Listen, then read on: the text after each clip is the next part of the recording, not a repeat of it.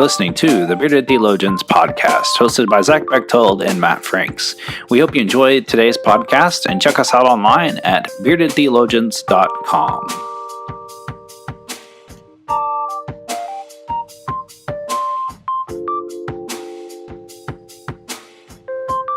So you're listening to the Bearded Theologians podcast, hosted by Matt Franks and Zach Bechtold.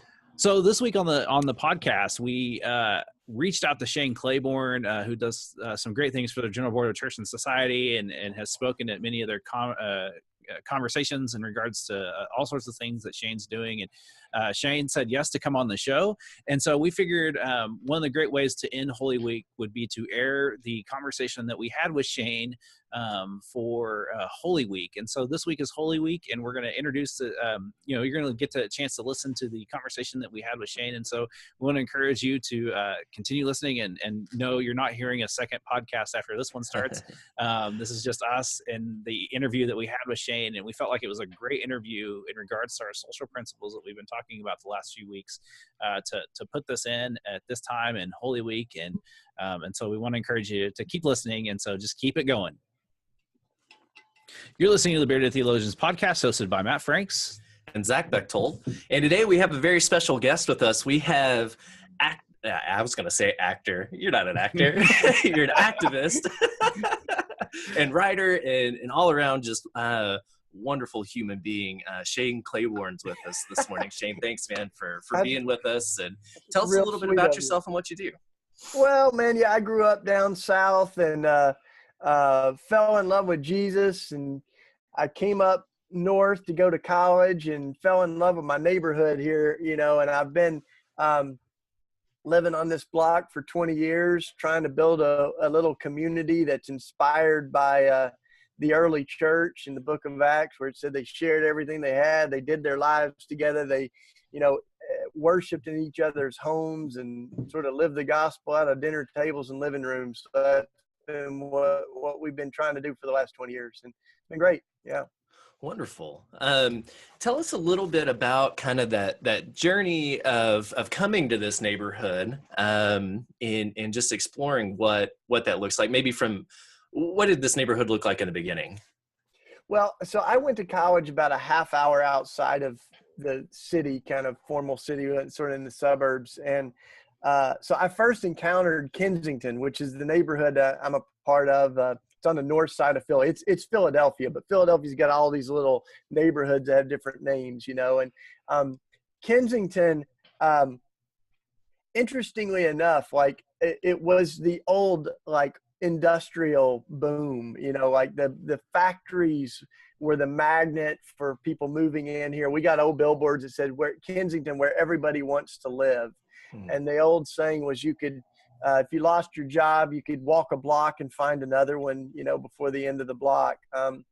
And then, those factories started to move out of the neighborhood. We've lost, it's estimated 100,000 jobs or more. So it's pretty economically devastated. We've got 700 abandoned factories, 30,000 abandoned houses. So we like to say there's a lot of room for resurrection, and some people call our neighborhood, they call Kensington the Badlands, but we always say that's exactly what they said about Nazareth, so we know better than to say nothing good could come from there. And we've found a lot of beautiful things here. We've learned community here. I first encountered Kensington when I was in college, and a group of homeless mothers had gotten together, and very courageously, these moms said, we refuse to be invisible. And we want people to see that homelessness among children and mothers and families is a really big deal. In fact, it was the fastest growing homeless population in the country. I think it still is women and children. And so they moved into one of those abandoned buildings, but they were very strategic with the one that they chose. They moved into an abandoned Catholic church building, this beautiful old sanctuary. And that's what sparked everything for us. They sadly, the response of the archdiocese was to kick them out.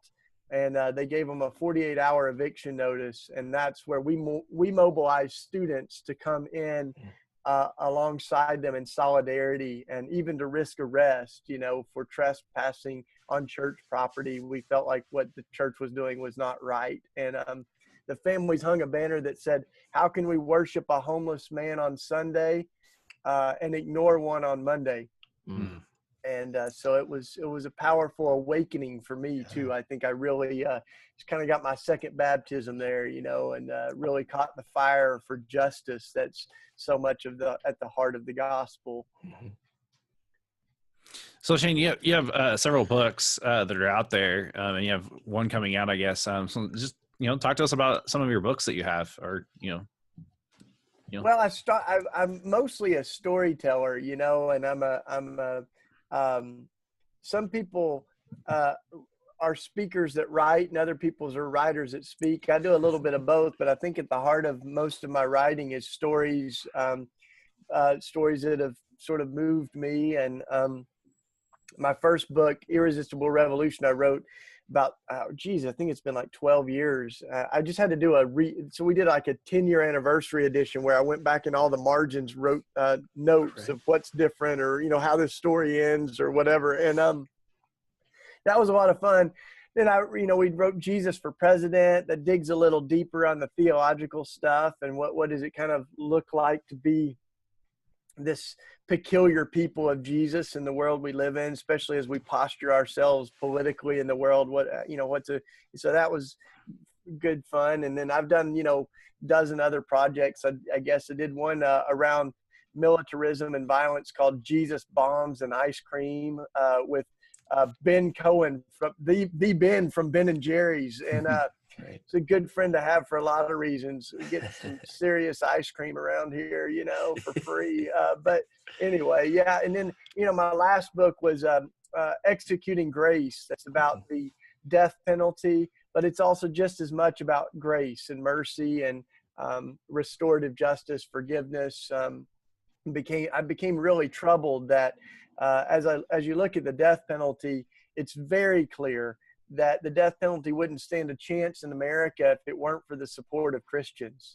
And 85% of executions are happening in the Bible Belt, places like where I grew up, and so that disparity between those became really troubling for me, because it raises some very fundamental questions about the Christian faith, like, do we believe in redemption, and second chances, and even, aside from all the racial disparities and all of these other things, I think that are very problematic with our criminal justice system and the death penalty in general. But like the theological stuff is also important, and so I kind of try to tell some stories in that book about folks that were wrongfully convicted and murder victims' family members that for many different reasons found better ways forward than the death penalty, and even executioners that were haunted by what they did and became abolitionists, against the death penalty. So anyway, those things really moved me, and they have a lot of kind of ripples, I think, as far as it is about the death penalty, but it's, kind of bigger than that. And then the book I'm working on right now and just finishing up is on gun violence. It's called Beating Guns. And even with that, guns are kind of a symptom of a bigger disease. So we look at sort of the culture of violence and the idolatry of our own, guns and security and fear and all those things that are a part of this insanity that we find ourselves in right now, where we've got more guns than people.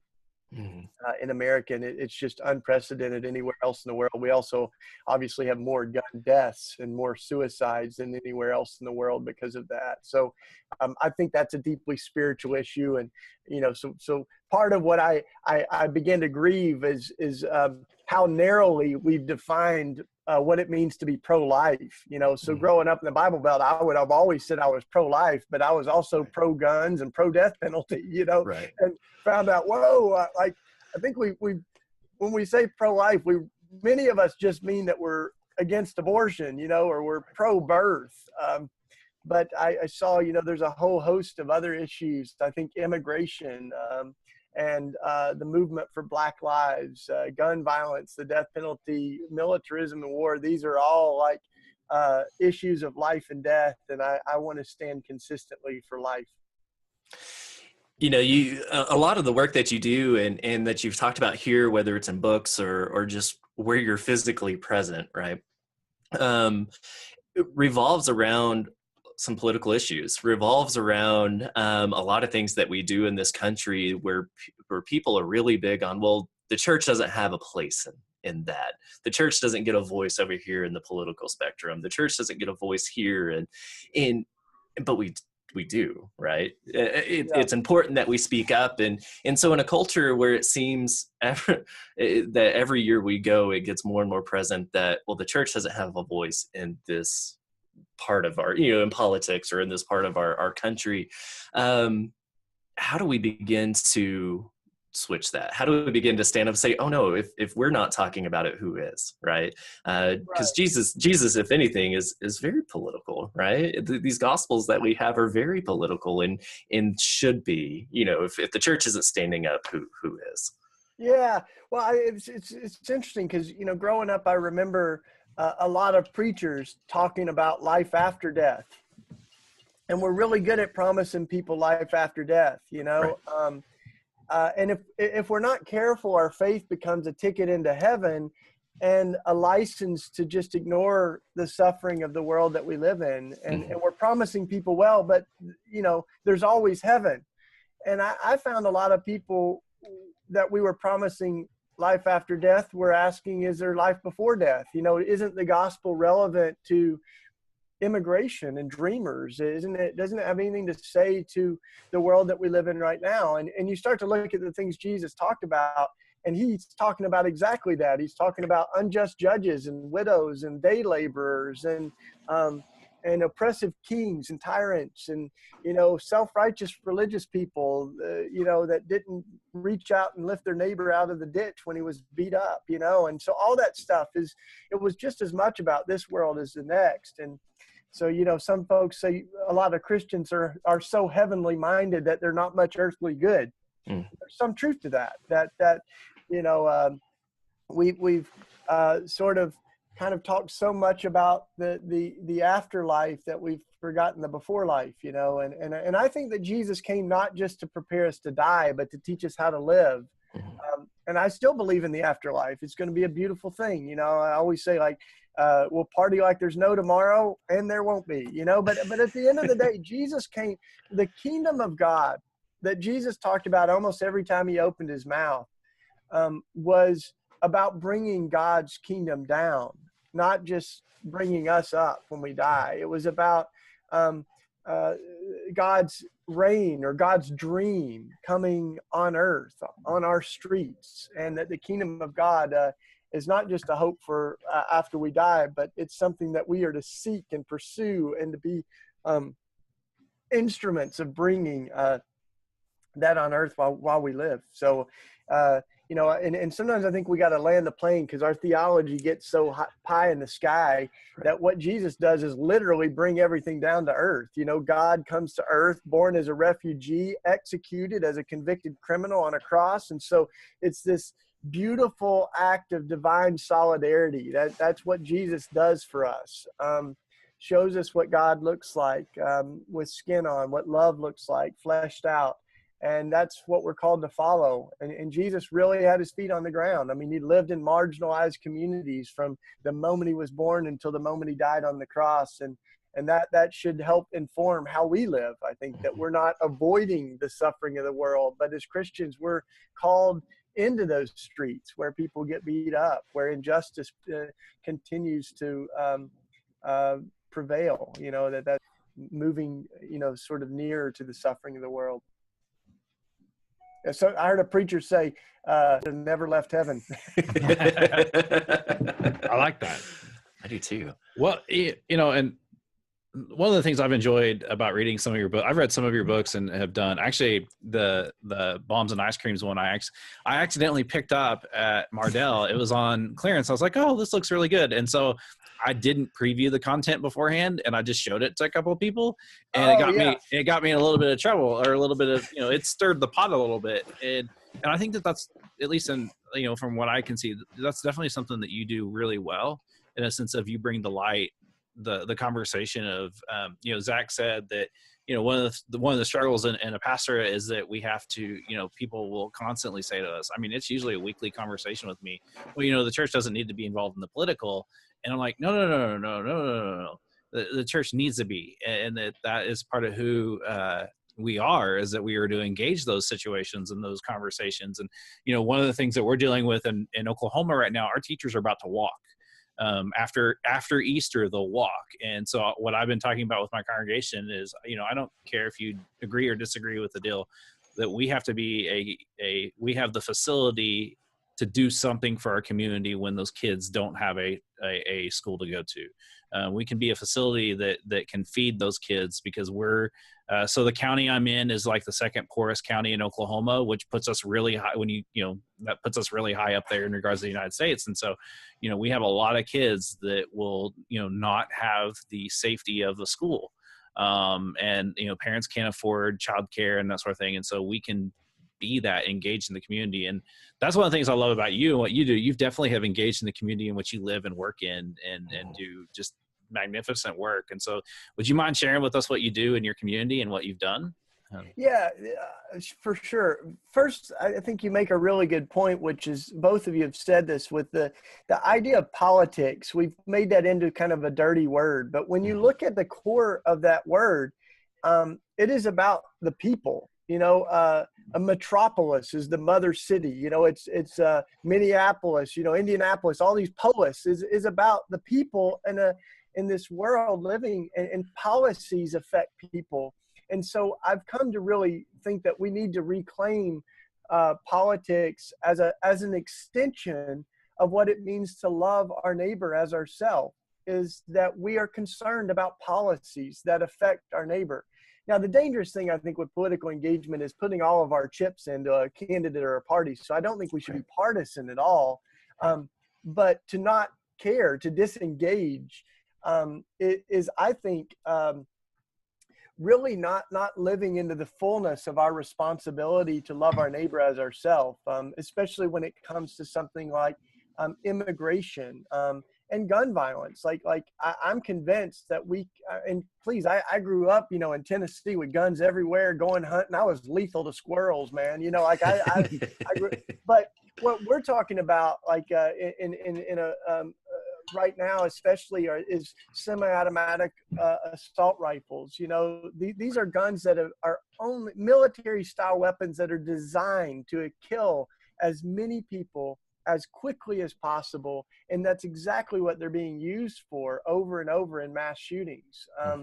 And so, do those have a place on the street? And no one's trying to say we don't, we want to do away with the Second Amendment or something like that. I think we're talking about a very particular things of how can we stand on the side of life? How can we try to make sure, instead of 90 people dying every day, maybe it's 50. I mean, we're never going to stop, people from killing each other. You can do it with a crock pot. You can do it with, a car driving into a crowd. I mean, this has actually been done, Right.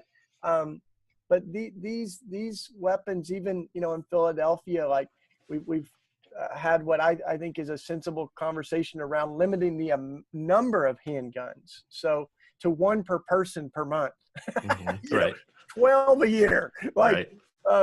And even things like that, a narrow, very powerful group, the gun enthusiasts within the NRA are blocking that. But here's what's important is the NRA says they have 5 million people. That means 90% of gun owners are not represented by the NRA, and 98% of Americans. So I think we've let a small group of folks hold our country hostage on a lot of issues, And so to me, I always think of what does it mean to love my neighbor as myself? And I can literally walk you through our neighborhood and tell you on every single corner the stories of who's been shot and killed on those corners. So this isn't just a debate. I mean, I think it really is, to me, about loving my neighbor. And that's the same with immigration. As we talk about immigration as if it was just an issue to debate, but these are neighbors to be loved. They have names and faces and stories. And so that's where I think we've got to make policies personal, right? And see that Dr. Cornel West says, justice is what love looks like in public.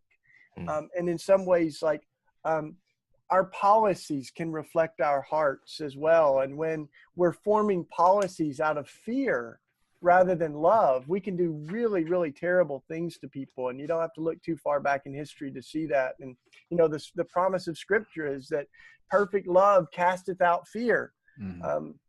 But when fear is driving how we think about gun violence or immigration or whatever, like we can do really terribly un-Christ-like things and things that are very different from, I think, what love compels us to do.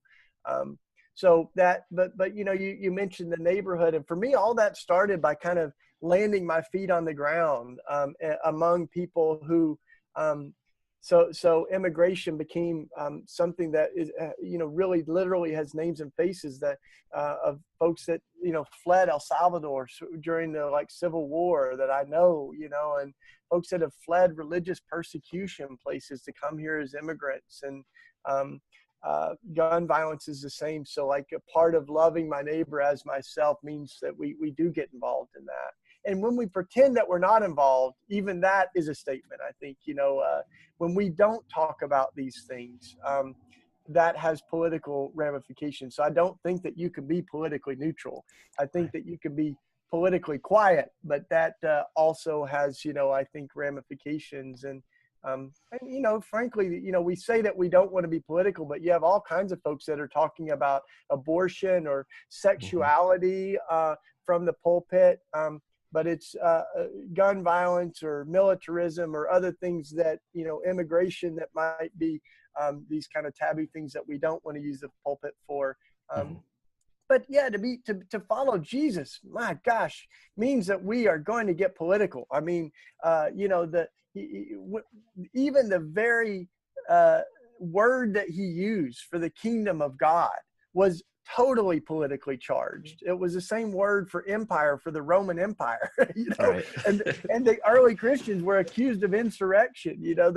They when they were saying Jesus is Lord, they were saying Caesar is not. Right. And so the idea of Jesus being our king or savior was absolutely scandalous because there was already a savior in the land and his name was Caesar. And so when they had this different political imagination, it was obviously very controversial, and they were called enemies of the state. They were everybody was trying to figure that out. Now I think one thing that we can learn about the way that we politically engage is that we should be misfits. We should not find a very comfortable home in either of the parties because neither of them have a consistent ethic of life on every issue.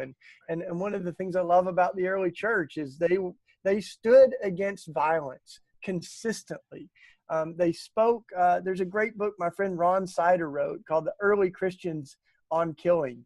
And it goes through how consistent, and it's just really edited their own words, but what they said about abortion, what they said about the death penalty, what they said about the culture of violence and the gladiatorial games, what they said about military service and war. And boy, you look back at these things, you're like, my goodness. I mean, one, they were radical in their commitment to life and consistent in standing against death, and very controversial because just like our time, their time was very much a culture of violence and death that were overwhelmingly accepted by many people, even folks that would claim to be religious. Right. We've talked a lot about the gun violence and how we begin to really in any issue begin to stand up and speak out. And I think telling people stories, right? Putting names and faces and, telling the stories of moms who have lost their children to violence. And you shared a story when I saw you in DC a few weeks ago, talking about turning, weapons into plowshares, right? And you had one of your kids in the neighborhood find a handgun in an abandoned home, and you told us a story about a mom coming to this and making a plowshare out of it. Would you mind unpacking that for us a little bit, telling us that story? Heck yeah, I've even got a visual for you, man. Sweet. I got that plow right here. Yeah. So this is the the hand plow, you know, the garden tool that we made from the gun that you're talking about, it was found in an abandoned house, like you said. It was a friend of mine that found it, and we got really inspired by the early Christians and the prophets with this beautiful image that's from both Micah and Isaiah, and the early Christians just preached on it, loved it. They clung to this idea that God's people will beat swords into plows and spears into pruning hooks, right? So that we will actually beat our weapons into farm tools. And that vision, the early Christians said, this is exactly our vocation in a world filled with death, is that we believe in the empty tomb. We believe in this crucified and risen Christ, which, you know, when you looked at the cross 2,000 years ago, it would be like looking at a lynching noose or an electric chair, that it was only a symbol of horrific torture and humiliation and the power, the paralyzing power of empire and the Roman Empire. You know, like the worst of the worst were executed by crucifixion. And yet Jesus endures that, exposes that violence, triumphs over it with love and an empty tomb, and shows us what love looks like in the midst of all of that, even saying, Father, forgive them, for they don't know what they're doing, you know, but publicly kind of exposing all that violence. And I think that's got to reorient the way that we think about violence in the world. We're following the Prince of Peace. You know, the centerpiece of our faith is a cross. So that image, you know, we got a forge and we started melting down guns. I mean, one of the things that's true in our country is we now have more guns than people. Got over 300 million guns, and so we thought people must have extras, you know. Here's another interesting fact: like, only a third of Americans own guns. So that means a few people have a whole lot of guns. In fact, 3% of Americans own half the guns, 150 million guns. So that's a lot of guns. So folks started donating them, and we've been melting them down. My friends at Raw Tools, which is raw is war flipped backwards, you know, Raw Tools, and there are blacksmiths, and now we've got like churches that have chop saws, so people can bring their guns and we'll chop them down, because you can't just mail a gun. So, but once it's chopped, you can mail it to us and we'll melt it down. And we've got these mobile blacksmithing units that we're starting to establish, so we can start to transform some of these. So I love it, you know. But I think what you said is so important, is that this is not just symbolic. I mean, it's literally a vision that the prophets saw, that it's not the kings and presidents and politicians that are going to teach us the way of peace and nonviolence. It's the people of God who begin to transform our violent hearts and our weapons. And then it ends by saying, nation will not rise up against nation. People will study war no more. They will live without fear. You know, this beautiful apocalyptic vision of the lion and the lamb together, of a peaceful world. But it begins when we refuse to kill. And I think that's really the starting point for us. And we begin to stand for life and say, anytime a life is lost, we lose a part of God's image in the world, because we're all bearers of that image.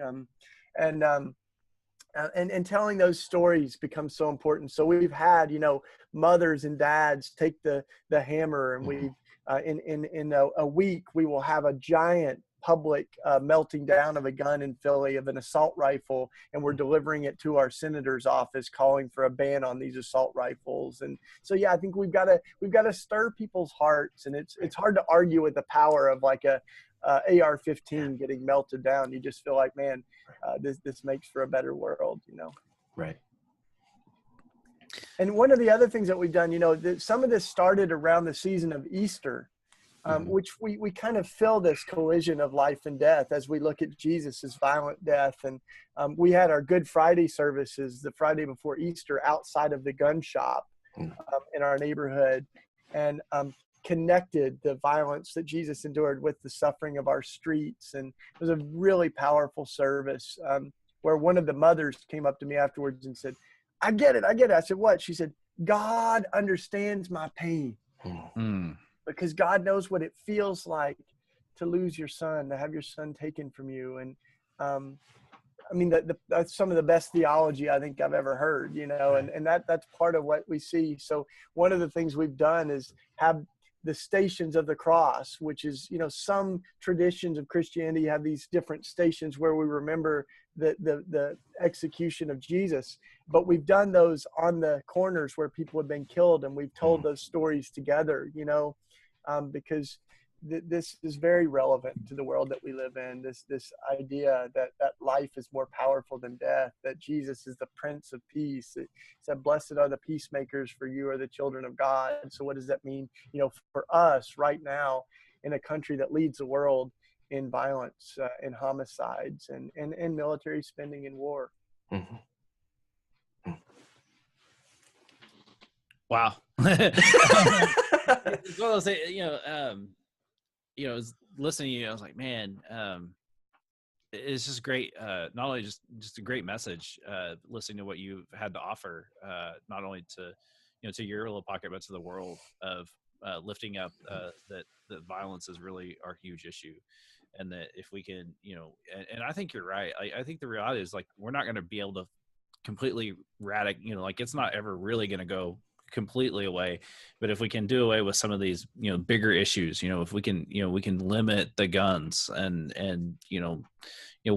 that's a question I've always asked. Why my grandfather taught me when I was hunting that if you need more than one bullet to shoot the animal, you don't need to be hunting.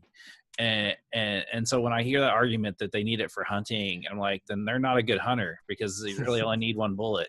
And I just have a hard time with that.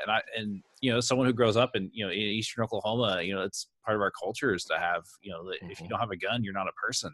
And I don't own one and never plan to own one. It's just too much responsibility that I don't think I could bear. And I think that what you're doing is just so vital for the kingdom to be made real for people here, and to see that. And as you do that, like what's kind of been, and you've shared with us several things that have given you life, several stories, and I believe in the power of the story, like you do. I mean, you really do utilize the power of the story. What's another story that kind of gives you life, that has given you life over the last several months or something, that you feel like, wow, that's just powerful? Oh gosh, wow. There's so many. I think with each of these, it's so important to remember that these are not just issues, but they're names and faces. And part of why I got involved in the work on the death penalty was because I saw the people that were directly affected by that. And both of you, the states that you're recording this from, Oklahoma and Montana, are still battlegrounds on this. This is are places where you still have the death penalty, and Christians are still wrestling with this. In fact, some places the Christians are actually the largest champions of death on the issue of capital punishment. And yet it's stories like, I'll tell you an Oklahoma story since you asked. There's Bud Welch there in Oklahoma. His daughter was killed in the Oklahoma City bombing. And initially, obviously, like any of us, he was just wrecked, and he said, I would have killed Timothy McVeigh with my own hands if I could. And he said, but then, he took some space and he began to think about his daughter, and she was such a champion for life and for mercy and justice. And he said she would never want the death penalty. And he kind of went on his own little soul quest. But then what happened was he saw Timothy McVeigh's dad on the news in an interview. And he said, here's Mr. McVeigh. He's just got tears rolling down his face as he talks about his son. And he's like, I felt like I was looking in the mirror. Bud Welch said, he said, those are the tears of a dad losing their child.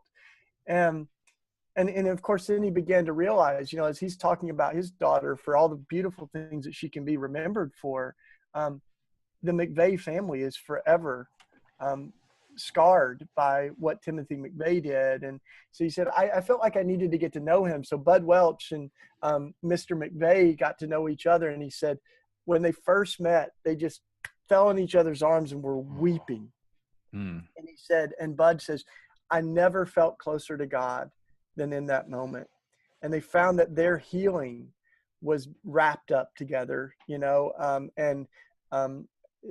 through this long journey, Bud became one of the most outspoken opponents of the death penalty, just saying this isn't going to heal the wounds of what was done. It just extends the trauma. It creates new victims like the family of Timothy McVeigh, and it exacerbates all those wounds. And of course, Timothy McVeigh was executed, but I think it's voices like Bud Welch that, to me, exemplify the heart of the Christian faith and the possibilities of being a real advocate for life. And those stories, I think, have the power to change hearts and policies in states that still kind of hold on to the death penalty. Rather, when I look at the scripture, I mean, this is the bearded theologians, which I've got kind of the beard to go for. Right? Doing good. But yeah. As you look at the theology around the word justice, the word justice and righteousness in scripture are wrapped up together. They're kind of this united concept. And one of my theologian friends said that the best translation for the biblical concept of justice is restorative justice. And it is about righteousness. It's about making right what was made wrong. It's about healing the wounds of what was done. And certainly the death penalty is a very different form. In fact, our whole criminal justice system is built around the idea of punitive justice, which is kind of like, it's asking, what did they do wrong? And what punishment do they deserve for what they did? And restorative justice asks a whole different set of questions. It comes from a totally different, viewpoint. And it says, what harm was done? And what is going to heal the wounds of that harm? And that's where I think we can find much better ways forward than the kind of punitive system that we have. And why Jesus says things like, you've heard it said, an eye for an eye, a tooth for a tooth. But I tell you this, there's an even better way. And that eye for an eye paradigm, I mean, it's one of the most well-known verses in the world. The idea of lex talionis, since we're talking theology, is where we get the word retaliation from. The idea that you could do reciprocal harm for the harm done for you, and that we call that justice. I mean, this was an ancient kind of paradigm for thinking about justice. So if someone poked your eye out, you could poke their eye out. You had a legal right to do that. And that's why Jesus comes. He says, you've heard it said, you can eye for an eye, but I want to show you an even better way. And he, I think, as the fulfillment of that, is going to suggest that we may have the right to return harm, but that doesn't mean it's right. It doesn't mean it's the best that we can do. So, I mean, literally, if someone poked my eye out, I don't think many of us would think that it's right for me to poke their eye out. If we don't rape people who rape to show that rape is wrong, but somehow in the most extreme case of capital, of murder, we still hold out this idea that you can kill to show that killing is wrong. And I think Jesus's way is a very different way from that. He teaches us a way to interact with evil without mirroring it, without becoming it. And I think the death penalty is one kind of extreme way that we think about it. But militarism, if you blow up our people on 9/11, we're going to declare war and blow up your country. And we kind of have this eye for an eye thing. We've done it and over and over and over again. And when Jesus says you pick up the sword, you die by the sword. Like, we keep learning this lesson over and over. And that was the lesson, as you were talking, you're talking about that just popped in my mind. I was thinking, the scene in the garden when Jesus gets arrested and Peter draws the sword and cuts the guy's ear off. It's like, no, Jesus is like, no, that's not who we are. It's amazing to me how often we forget about that verse. We forget about that scene, but we're real cool with that one scene of an eye for an eye. Yeah, yeah. Is that just, I mean, I've always kind of thought that, and and that's always kind of been my rebuttal to people who are, all for violence in regards to, that sort of thing. And like, Jesus never really, he modeled a nonviolent way. And it wasn't about retaliation. And I think, what you've lifted up here, I mean, that's just kind of key in thinking about that and how we can have dialogue with our communities of that. And I think that that's where the power of the story comes into play. And that's just so, when people can know, instead of knowing a statistic, but if they can know a person, I think that makes a huge difference. And I think the reality is we have a lot of people that could share stories or, and just don't, or they get so hung up, people get so hung up on the statistics. And even then we're, that's just a whole other muddy mess of things. And so, Shane, I thank you for what you've lifted up today. I think it's been really cool. Just the conversation you've had has definitely spurred a few thoughts in my mind as as we're recording this, we're entering in the Holy Week, and, thinking about, that Monday, Thursday, Good Friday scene, and, what that could mean and what that can look like, I think is powerful. Yeah, and I think also how we miss the point of it if we're not careful, is that this is not just about this kind of theological exchange where Jesus dies and now all we got to do is accept Jesus and then we're done. Like, it actually should change everything of how we live, as we honor what Jesus did and allow it to challenge the ways that we think about violence. I mean, what does it mean to worship one who was a victim of violence and forgave as he was dying, and all of that. So, like, one of the things that broke my heart is that the state of Tennessee, where I'm from, actually brought the electric chair back during Holy Week as a legitimate form of execution. And I thought, man, we have missed the whole point. I said the only thing that could be more offensive to Jesus would be bringing crucifixion back during Holy Week.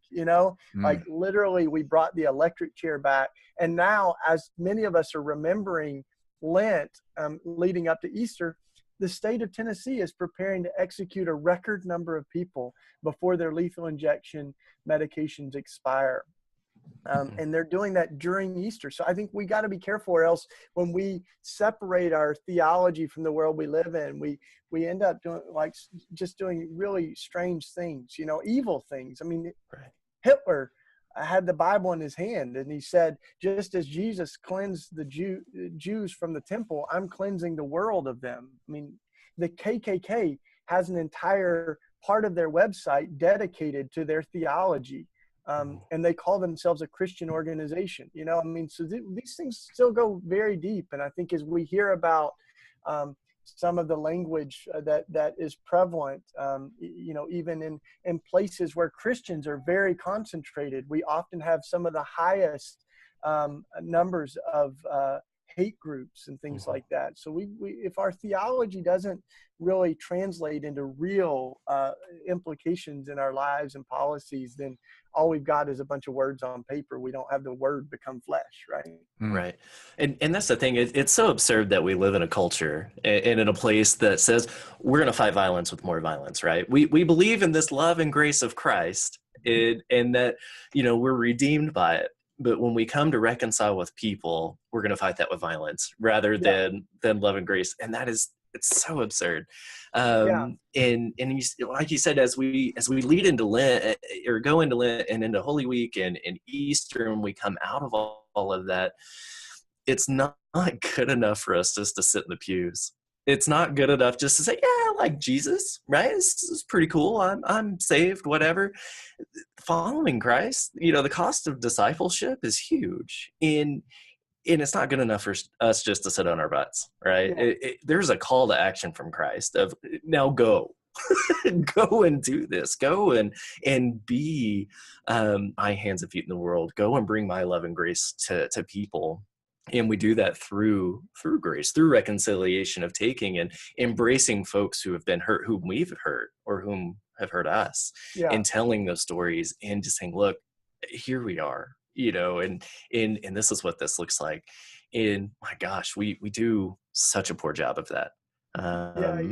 We really do. That's part of why I like Peter. You know, Matt mentioned Peter, and I part of why I like it is because it's a very human instinct. I mean, you think about it, they're like, Peter has been walking with Jesus. He heard the Sermon on the Mount live, real time. Right. You know, like, Right. and yet, like when the armed soldiers come to get Jesus, he still pulls this weapon and cuts one of the guy's ears off. You know, but then it could not be clearer what Jesus does in response. You know, he scolds Peter. No, put your sword back. You still don't get it. You know, like you pick up the sword, you die by the sword. And then he heals the ear, puts the ear back on, you know, heals the man who was wounded.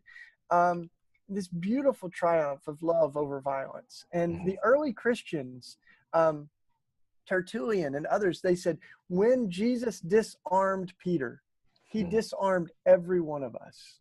Because if ever there was a case for standing your ground, right, for using violence to try to protect the innocent, like Peter had the best case in the world.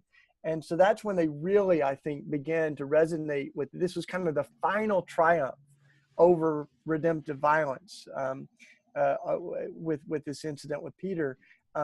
But it's still a knee-jerk reaction in all of us. You know, it's this sense that, and the early Christians said, no, greater love is no one than this, Jesus said, right? Like, than to lay down your life. We can lay down our life, but the minute we try to take a life to save a life, we end up kind of diverging from the way of Jesus, the love that dies. And, but that's why I like Peter, you know, I mean, he's a human being like us. And I always, like to say, you know, if Peter started to think a little too highly of himself, you know, and he's, you know, kind of, you know, out there going, I'm the rock of the church, you know, and I think everybody would be like, you remember when you cut that dude's ear off? That was Right.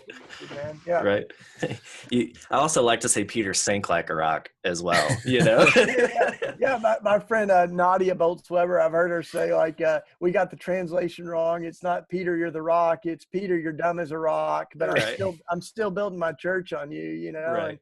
And that, you know, I think we can see in that this invitation that we're all a work in progress, you know. So for folks that are still clinging to their guns, like Jesus clung to his sword, I think it's this invitation to like trust, you know, to trust that I mean, we may even die. I mean, this story didn't end well for Peter, you know, but he finally began to get that you don't return violence with violence. Like love dies, but it doesn't kill.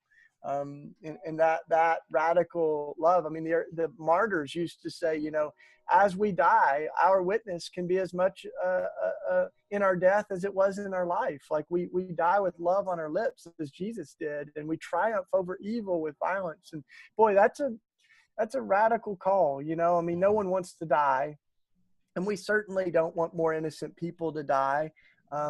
But in the end, like, violence is the problem, not the solution, you know, and we can't get rid of violence by using violence. Like, we kind of just add more fire, more fuel to the fire. Right.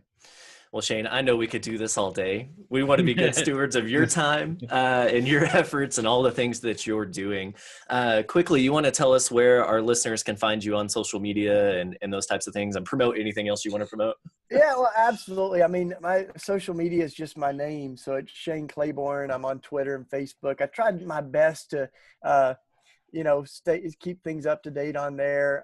There's a whole network, a beautiful movement of Christians who are holding together Jesus and justice that I help lead, called Red Letter Christians. And you can find a lot of information on our website, redletterchristians.org.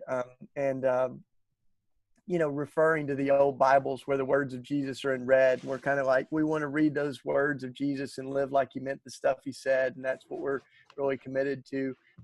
A few things on the horizon. I don't know exactly when the show will air, but even if it's after this, you can track. We're doing a really beautiful event, March 21st, here in Philadelphia in a week here, where we're going to melt down one of these assault rifles in the Plows, and that'll be live streamed too. And so even if it's afterwards, you can go back and see that. It's very powerful, and we'll have a lot of victims of gun violence and mass shootings and other faith leaders that are going to be speaking there.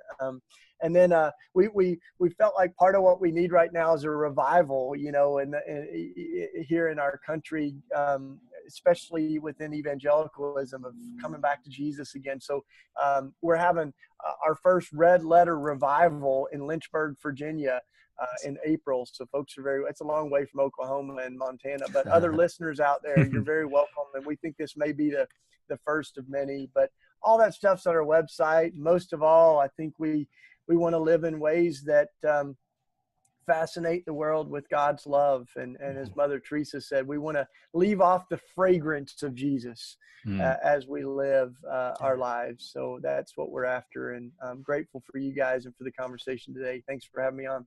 Yeah, thank you. I'll show a couple of things, Executing Grace here for the people watching it, but also the Common Book of Prayer, man. Dude, this is I give these to all my high school and college graduates that I've worked with, because this is clunky to carry on. I'll carry it, but college kids to carry that, right? And there's a phone app too. I think we're still working on the Android version, but there's we had a bunch of volunteer, like folks that just created an app. So that's what I travel with. They got all the songs I can listen to and everything. Yeah. But that came out of our own, desire to pray authentically together, and from all different traditions, some kind of charismatic and others that were Mennonite and Quaker, and, folks that were Catholic. So we kind of harmonized all those in the Book of Prayer. So yeah, cool. Yeah, it's beautiful, man. We want to thank you for coming on again, and we want to thank our listeners. We couldn't do this without you. We would still do it because we enjoy it, but we love that you join with us each week. And check out Shane's stuff, check out his work. If you can go be a part of any of this, please go, whether it's in person or digitally, however. Again, we want to thank you. We want to invite you to check out beardedtheologians.com. We have some awesome blogs.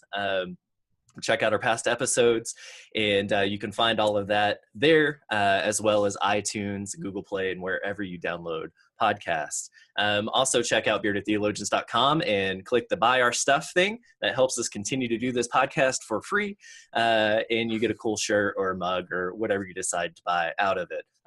Mother's Day. A razor. Yeah, a razor, right? Yeah. We tried to get in the beard balm business, and it just didn't work. It didn't work very well. But Easter's coming up. Coffee mugs go a long way for dads and moms and stuff. So check that out. We want to, again, thank you so much for tuning in and listening and supporting us in all the ways that you do. For the Bearded Theologians, I'm Zach Bechtold. I'm Matt Franks. Thanks for checking us out. Thank you for listening to the Bearded Theologians podcast. We hope you've enjoyed listening, and we hope that you share our content online through Facebook and social media, and we hope that you check out our Beardcast store at beardedtheologians.com and pick up some great Bearded Theologians gear. We hope you have a good day.